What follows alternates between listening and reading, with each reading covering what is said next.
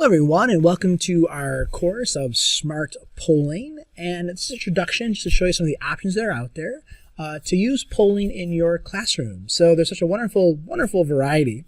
In this video series, I'm really going to focus on one of them. And the reason why I think try to overwhelm you and trying to show you every single different tool used and out there for polling in your classrooms, I'm going to focus on Poll Everywhere as a model. But all the techniques and ideas that we're talking about can certainly be replicated with some of the other tools here. Okay, so before we get into some of the specifics, what I have here for you is a teacher's guide to polling in the classroom.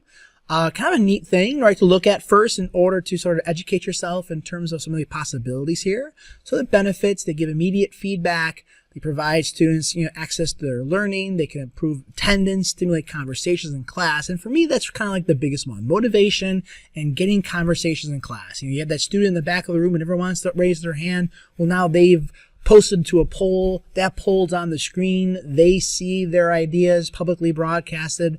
And now perhaps that student might feel more inclined to get involved in a conversation or a discussion, right? Ways to use surveys and polls.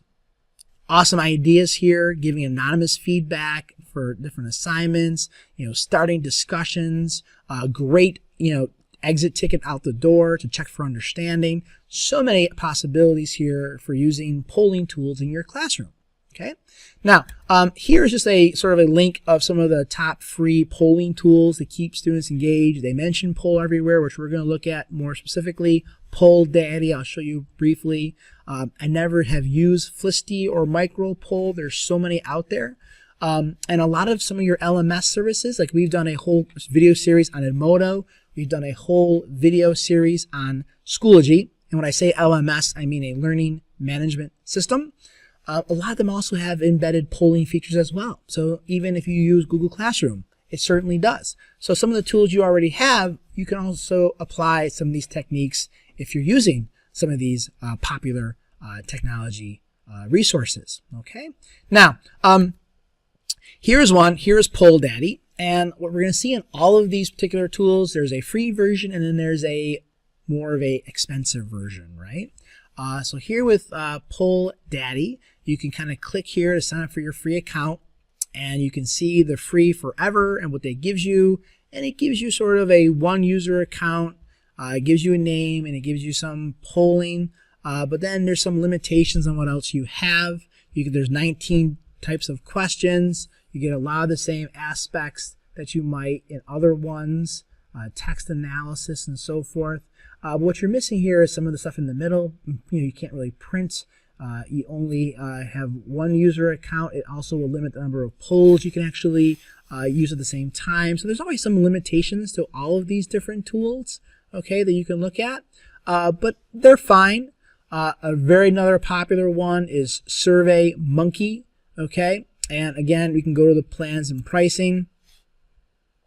And SurveyMonkey is a little more expensive in terms of what it's geared towards. $37 a month is expensive, I think. It depends on how much you want to buy into this. There's also a free version, but you get unlimited surveys, but only 10 questions per survey. Okay, so you can kind of see that in terms of how that works. Plickers is a little bit different, and it's a way for you to engage, especially younger groups. And how Plickers works is you can kind of see the teacher here is using this. I don't know if you can kind of see the students here. You print out cards for the students to hold up, and they can rotate the cards around to display either A, B, C, D, or E, or 1, 2, 3, 4.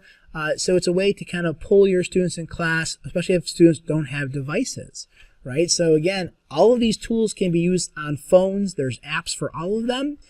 They can also be used on Chromebooks, or they can be used on iPads or laptops, anything web-based.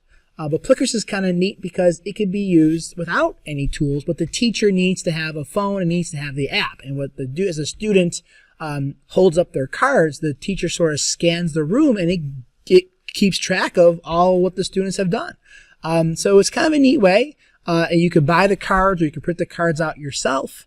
And it's really kind of neat, a fun thing to sort of explore, especially for some of the elementary grades. Now, the one that we're going to focus on for this video series is Poll Everywhere, so one that I use extensively.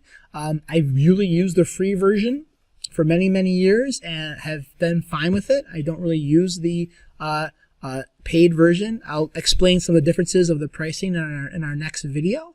But Poll Everywhere is wonderful and gives you so many options that are free, okay, which I think is really absolutely essential. Okay, so I'm really looking forward to sort of sharing some of my experiences with polling in the classroom. So we're going to dive into various aspects of how to create polls and share polls and all the different polling options and even how to embed polls in presentations. So a lot of great things to come. All right, thank you so much for watching, and stay tuned for our next video in this series. Thank you so much. Take care. Bye-bye.